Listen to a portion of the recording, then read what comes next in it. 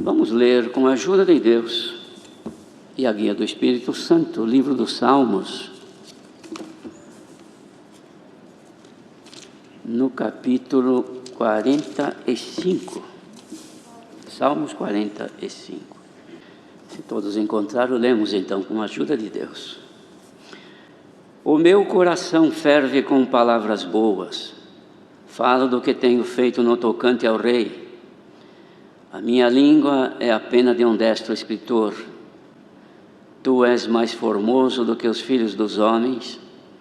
A graça se derramou em teus lábios, por isso Deus te abençoou para sempre. Cinge a tua espada coxa ao valente, com a tua glória e a tua majestade. E neste teu esplendor cavalga prosperamente pela causa da verdade, da mansidão e da justiça, e a tua destra te ensinará coisas terríveis. As tuas flechas são agudas no coração dos amigos do rei, e por elas os povos caíram debaixo de ti. O teu trono, ó Deus, é eterno e perpétuo. O cetro do teu reino é um cetro de equidade. Tu amas a justiça e aborreces a impiedade. Por isso Deus, o teu Deus, te ungiu com óleo de alegria mais do que a teus companheiros. Todos os teus vestidos cheiram a mirra, a aloés e a cássia, desde os palácios de marfim, de onde te alegram. As filhas dos reis estavam entre as tuas ilustres donzelas. À tua direita estava a rainha ornada de finíssimo ouro de Ofir. Ouve, filha, e olha, e inclina teus ouvidos. Esquece-te do teu povo e da casa de teu pai. Então o rei se afeiçoará à tua formosura, pois ele é teu Senhor, adora-o. E a filha de Tiro estará ali com presentes. Os ricos do povo suplicarão o teu favor. A filha do rei é toda ilustre no seu palácio, as suas vestes são de ouro tecido. Levá-la-ão ao rei com vestidos bordados. As virgens que a acompanham atrarão a ti. Com alegria e regozijo serão trazidas. Elas entrarão no palácio do rei. Em lugar de teus pais será teus filhos, que farás príncipes sobre toda a terra.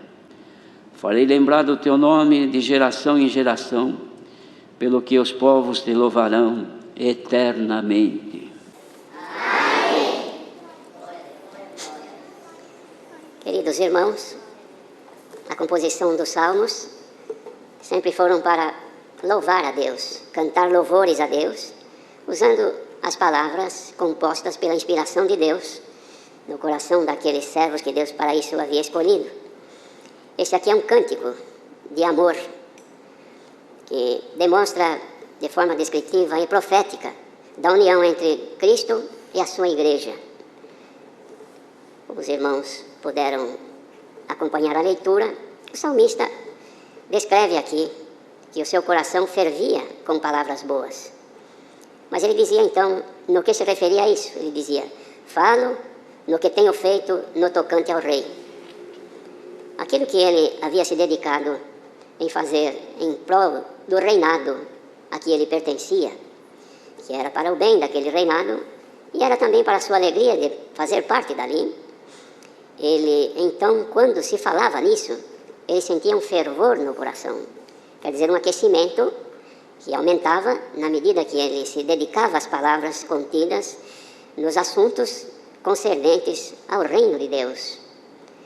Queridos, todos aqueles que o Senhor tem chamado nesta bendita graça, em cujo coração o Espírito de Deus está, e não de forma entristecida, porque ele pode estar alegre ou não, porque está escrito, não entristeçais o Espírito Santo, da graça pelo qual fostes selados para o dia da redenção. Se podemos entristecê-lo, havemos de entender que também podemos alegrá-lo, porque o Senhor Jesus se entristeceu e o Senhor Jesus também se alegrou em espírito. E houve um momento que ele declarou, pela alegria que sentiu, que não era uma alegria por um fato qualquer ou uma banalidade qualquer, mas era pelo sucesso da missão dos seus discípulos. Quando vieram e lhe contaram os feitos que haviam conseguido na missão, então ele levantou seus olhos aos céus e disse, alegrando-se, graças te dou, Pai, Senhor dos céus e da terra, que escondeste estas coisas aos sábios e entendidos, e as deste aos pequeninos, porque assim te aprouve. De modo, irmãos, que podemos alegrar o Espírito de Deus em nós, quando nós sentimos prazer naquilo que concerne, naquilo que diz respeito àquilo que é de Deus. Um exemplo disto, às vezes quando estamos conversando um irmão com outro, ou alguns irmãos, e o assunto converge-se para as coisas de Deus, para as maravilhas, para as meditações dos conselhos, da palavra, dos pontos que tem na Escritura, e fazemos aquilo com pureza de coração, os irmãos vejam que chega um momento que o nosso coração ele se aquece e ferve. E quando isto ocorre, irmãos, nós sentimos alegria dentro de nós, porque isso faz parte do nosso viver na graça, irmãos. O mundo não pode entender isto, porque para que isto ocorra é necessário que o Espírito de Deus habite dentro da pessoa. Caso contrário, a pessoa pode se emocionar, não é emoção. Emoção é uma coisa. Na ira a pessoa também se emociona. Mas aqui, irmãos, que não se trata de uma emoção, mas é de ferver com boas palavras. Ocorre que às vezes também o coração, ele ferve, mas não com boas palavras. Ele ferve com coisas que não são boas. E por que ferve? Porque se acende um fogo. Então nós devemos de ter o cuidado, irmãos, de controlar os nossos sentidos e não deixar que qualquer fogo acenda por qualquer assunto que nós tivermos dentro de nós ou palavras que ouvimos, para que, acendendo o fogo da ira, não venha ferver o coração e sair da nossa boca palavras que desagradem a Deus. Então, cada um de nós tem em si esta condição. Pode aquecer o coração por qualquer coisa. Um susto, a pessoa treme, o coração esquentou, ferveu, então sai um ai da sua boca. Se tem coisa boa no coração, num susto não sai palavra maligna, perversa, porque não tinha maldade. Sai alguma palavra que pode ser até agradável, mas a pessoa que está sobrecarregada do mal, num susto, no momento, a sua boca se abre e sai para fora, porque do coração procede, irmãos, todas as coisas do homem. Sai para fora aquilo que não deveria sair. Que Deus nos dê o controle para o nosso viver, irmãos. Porque nós estamos dia e noite submissos a momentos inesperados. Que de repente chega a nós uma notícia desagradável e a pessoa estando mal naquele momento pode aquecer, ferver e sair uma blasfêmia, sair uma ofensa, sair uma palavra de ódio, expressar um sentimento perverso. Os irmãos acham que nós estamos livres disso? Não, todos nós estamos sujeitos. Porém, se em nós houverem e abundarem estas coisas, disse Pedro, quando falava das virtudes de Deus, essas não nos deixarão ociosos, ou seja, quando abrimos a nossa boca, mesmo que seja num momento trágico, difícil, palavras que saírem não entristecerão o Espírito Santo da graça. Aí então, o salmista descreve por que o seu coração fervia com palavras boas. Porque ele dizia, a minha língua é a pena de um destro escritor. O que ele queria dizer com isso? Que a minha língua é a pena de um destro escritor. Era que a sua língua estava sob um controle, irmãos, real, certo? É como uma pessoa que é destra, ela escreve com a mão direita, e ela escrevendo, ela escreve corretamente, perfeitamente, legível, todos podem ler, depois ela mesma lê. Agora, se ela for escrever, sendo destra, mas vai escrever com a mão esquerda, já não consegue, e se conseguir, depois nem mesmo ela consegue ler o que escreveu. Porque não foi uma leitura perfeita, não foi correta a sua leitura. É claro que aquele que é sinistro, aquele que é esquerdo, o canhoto, ele escreve com a sua mão canhota, escreve certo, mas aí ele já não escreve com a direita. Mas a língua daquele que tem no coração o Espírito de Deus é como uma pena na mão direita de um escritor. Cuidado com aquilo que escrevemos, irmãos, nas folhas da nossa vida, porque depois de escrito dificilmente se apaga. Tem história que nós escrevemos, irmãos, com a nossa conduta, com as nossas ações, com a nossa maneira de ser, com a nossa maneira de pensar, e vamos escrevendo um dia, outro. Depois um dia, quando voltarmos nas páginas passadas da nossa vida e formos ler, pode vir o arrependimento, mas aí já está escrito, quem pode apagar? Bem-aventurado quem recebe de Deus orientação e condição de escrever sempre coisas boas. Nesta hora, reunidos diante de Deus, que o Senhor nos dê a graça de termos uma língua pura, como a pena de um destro escritor, depois que tu falares, depois que tu orares, que tu discursares, que tu disseres, que tu descreveres alguma coisa, qualquer um que repetir, que ler, se ficou gravado então, não importa, porque você sabe, não, o que eu falei foi verdade, foi a justiça, eu não ofendi, não maltratei, então vai dormir em paz. Mas quem escreveu errado, perdeu o controle, maltratou, ofendeu, humilhou, desfez, agora está escrito. E tem folha que não dá para arrancar da nossa escritura, irmãos. Os irmãos lembram do nosso tempo de criança? A gente ia fazer lição e começava tudo errado. Aí depois, quando via que estava tudo errado, a gente pegava assim e arrancava a folha, não é? Mas para arrancar a folha dos anais da nossa vida, só Deus. Ninguém tem o poder. Por exemplo, libertar a nossa consciência agora daquilo que fizemos, que não foi bem, das ações que tivemos que desagradaram ao Senhor, de mentiras que falamos que é pecado, ou que são pecados, de ofensas, de humilhações que fizemos. E a nossa consciência registrou, porque lá ficou escrito. Porque a folha do livro da nossa vida está aqui dentro da nossa consciência, é aqui que nós escrevemos. E de vez em quando ela vem e abre a folha. Ó, o que você escreveu ontem, outro dia?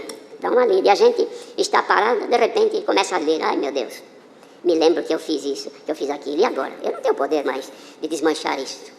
Mas o Senhor Deus, irmãos, o Senhor deu ao apóstolo de escrever aos hebreus o poder da palavra e o poder de penetração que ela tem. Ele disse, a tua palavra, Senhor, ela é como uma espada de 2 fios, que ela penetra na pessoa e vai pelas juntas e medulas, vai até a divisão da alma e do espírito, e ela é apta para discernir os pensamentos dos corações.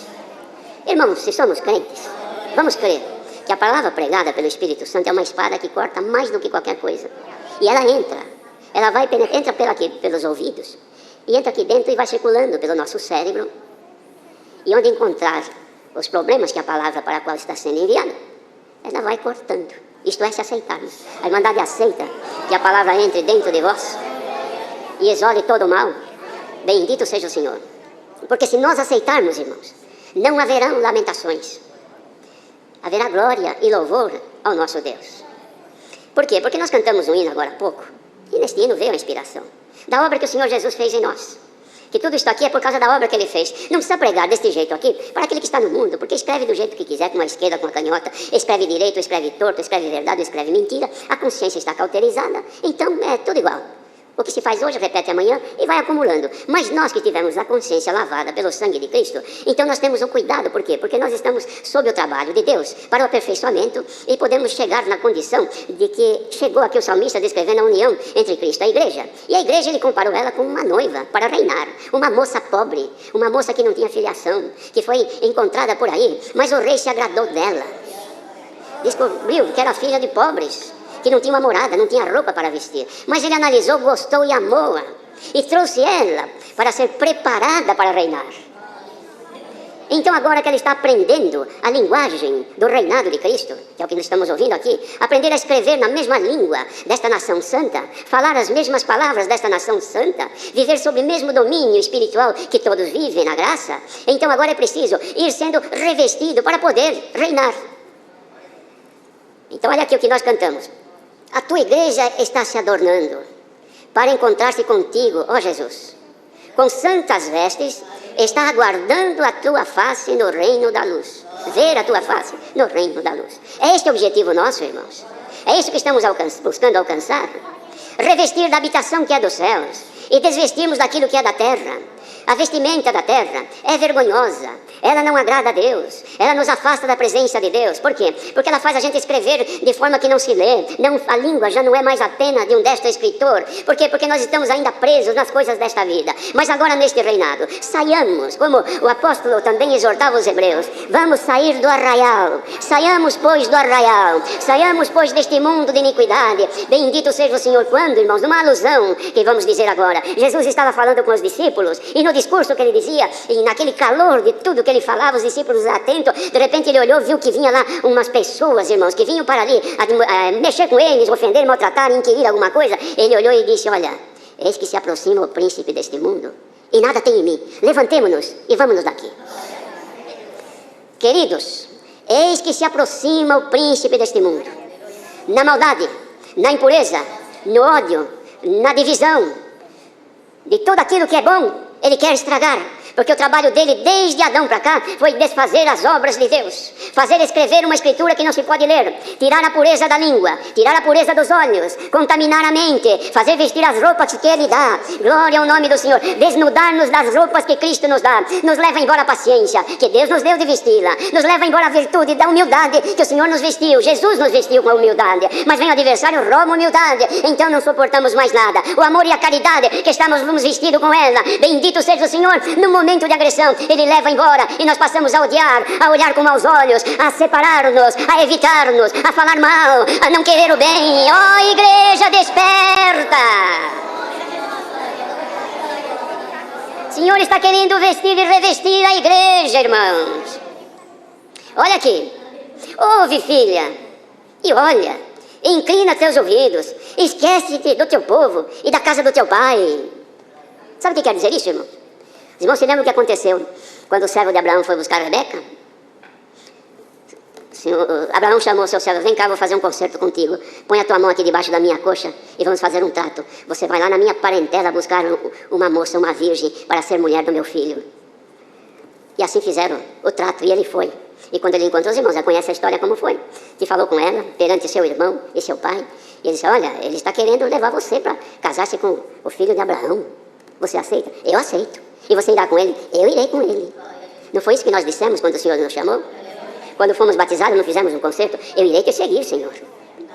E veio seguindo. Então, o servo de Abraão marcou a hora de sair. Ele saiu, irmãos, com os camelos, ela também com as jovens que a seguiram, para viajar com o destino onde estava Isaac. E o que aconteceu? Quando o servo de Abraão deu água para si, para os seus camelos, ela deu, ele tirou na hora uma joia e colocou nela. Já deu a ela um selo. E ela recebeu aquilo e entendeu que algo de bom iria acontecer. E correu para casa. Quando o seu irmão e seus pais viram, já perceberam. Ela é prendada. Ela vai receber alguma coisa. Está sendo chamada para alguma coisa. Irmãos, ele abriu, este servo, o tesouro que ele levava, a adornou, levou o vestido para o encontro. Podem crer que ela vestiu. E saíram, cavalgando, para encontrar Isaac. A história é longa. Mas no começo, quantas necessidades esta jovem sentiu na viagem. Não é? E com quem ia falar? Era com o servo que a conduzia. Senhor, eu preciso parar um pouco. Tenho necessidade. E o que ele faria? Ou faria? Ou teria feito? Deixava ela com todo o respeito, respeitava, honrava e já amava, porque ia ser a mulher do seu Senhor. Tinha medo de humilhá-la, de entristecê-la, de ofendê-la, de desprezá-la, porque era a mulher do seu Senhor. Porque se ele não conduzisse ela carinhosamente na sua viagem, com certeza ela ia reclamar para o seu Senhor, porque ele ia perguntar: como foi a tua viagem, desde a casa do teu pai até aqui?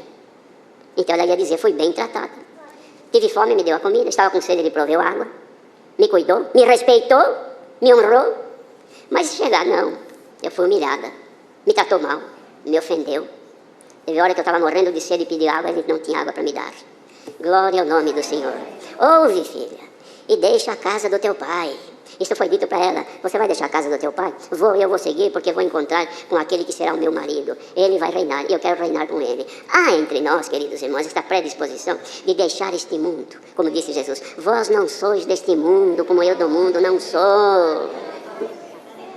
Homens de Deus, mulheres de Deus que estão aqui hoje, nosso destino é a glória eterna, mas precisamos ser vestidos e revestidos, e nós cantamos aqui pedindo ao Senhor: tua igreja está se adornando. Estamos nos adornando agora ou não, irmãos? Será que estaria vindo do céu algum adorno, alguma virtude que nós não conhecemos, alguma condição de melhor servir a Deus, um amor maior para o Rei que nos espera? Ele reina e Ele nos aguarda. Santo é o Senhor. Imaginemos se chegar no dia de encontrá-lo, nossas roupas não condizerem com o cargo que nos foi dado, mas aqui ela foi adornada com finíssimo ouro de Ofir. Foi vestida, revestida, não faltou uma peça de roupa para adornar. Meus irmãos, eu me lembro, irmãos, no começo do meu ministério, o Senhor deu uma palavra ao saudoso servo de Deus que já dorme, e falava sobre a fabricação do vestido de uma noiva. Uma noiva para uma noiva, uma rainha. O vestido que ela ia vestir não era adornada com coisas de plástico, não. Pedras preciosas de grande valor. As pessoas que trabalhavam, irmãos, para colocar, para inserir aqueles adornos, eram pessoas dedicadas exclusivamente em fazer aquele vestido belo. Por quê? Porque ia adornar a rainha. Imagine, irmãos, se no mundo é assim, para vestir uma rainha, e os vestidos daquela que vai reinar com Cristo. Imaginemos quanta riqueza tem. Será que Deus não podia hoje, irmãos? É o último culto online, que multidões, não sei quantos mil devem estar ouvindo. Quem sabe Deus olhasse dos céus agora e pensasse: eu vou adornar o vestido da rainha, que breve ela vai receber o reino, e começasse a derramar entre nós, que foi pedido na oração, irmãos. as riquezas dos céus, desceria aqui um pouco mais do amor, a caridade seria multiplicada, a pureza tomaria os nossos olhos, a nossa mente, as nossas mãos, iríamos levantar mãos santas, bendito seja o Senhor, os nossos caminhos seriam retos, o nosso falar, uma língua como a pena de um destro escritor. Olha, irmãos, o Senhor não há de pregar desse jeito, é porque Ele quer adornar a sua igreja como foi cantado. Quem estiver em comunhão agora, liga-te ao Senhor, quem sabe, desça do céu riquezas, adorne os teus olhos, as tuas mãos, a tua mente, o teu pensamento, o teu ministério, a tua família, a tua casa, com a glória que há nos céus, irmãos, enquanto o ataque do adversário avança para destruir a vinha do Senhor, o Senhor quer colher as uvas que são deliciosas. Ó igreja, tens aí um louvor para a majestade de Deus, consegues ainda arrancar, eu sinto aqui, irmãos, vontade de glorificar a Deus e de amar mais o Senhor, porque percebo que a palavra está fluindo, Deus quer abençoar a igreja, Deus quer santificar a igreja, receba agora a glória de Deus. Santo é o Senhor, saiamos da pobreza, deixemos a roupa suja, rasgada da guerra, da luta, e vistamos agora o vestido da noiva, oh, maravilhosa esposa de Cristo, abracemo-nos com Ele, porque Ele está conosco. Ai, irmãos, santo é o Senhor. Glória ao nome do nosso Deus, que quer alegrar a igreja com as riquezas dos céus, ainda que seja um pouco. Porque Ele disse, o Senhor, muitos chamados e poucos escolhidos. Mas os poucos que estão ouvindo esta palavra, escolhidos do Senhor, sejamos agora enriquecidos com a glória do nosso Deus. Santo é o Senhor. Glória a Jesus. Glória ao nosso eterno Deus, que está amando o seu povo. Irmãos, quando Isaac percebeu que estava chegando a hora do seu moço trazer a noiva, ele estava ansioso para vê-la. Vestido que ele deu, as joias que ele deu, tinha certeza que o seu servo não tinha escondido nenhuma no bolso e não tinha entregue. Ele tinha certeza que o seu servo era de confiança. E bem-aventurado o servo de Deus que é de confiança do Senhor, que não esconde o que o Senhor lhe dá, não é egoísta. O que o Senhor lhe dá, ele passa para o povo. Santo é o Senhor, porque vai haver cobrança. Então Isaac olhando, eis que se aproxima, irmãos, os camelos que vem vindo, e logo decifrou, aquela será minha esposa. Sabe o que ele tinha ido fazer antes? Ele tinha ido lá no campo orar a Deus. O que será que ele foi pedir? Podemos até imaginar, ó Senhor, mandamos o meu servo buscar a minha esposa, ele está demorando, não sei como será, mas guarda ela, não deixa o meu servo ofendê-la nem maltratá-la. Senhor, guarda o meu servo para não errar, porque ele é da minha confiança, e eu quero que quando ele chegar aqui, ele tenha a satisfação de entregar a minha esposa, adornada, preparada, e ele receberá o seu galardão. Mas eu quero receber a minha esposa. Então quando ele saiu, ele viu lá no horizonte que vinha chegando. E ela também viu. Ela chamou, faz favor, vem cá. Quem é aquele que eu vejo lá no horizonte, aquele homem que vem vindo lá? Ele falou, aquele é o meu Senhor que vem vindo. Então para. Desceu do camelo, pegou na hora o seu véu, e se cobriu de pureza. Dá para colocar agora o véu de pureza na tua vida, irmão. A irmã tem aí o véu da pureza de Deus, que Cristo já te deu, seja colocado sobre nós, porque Ele já nos está vendo, que estamos voltando para Ele. Glória ao nome do Senhor. Deus seja louvado.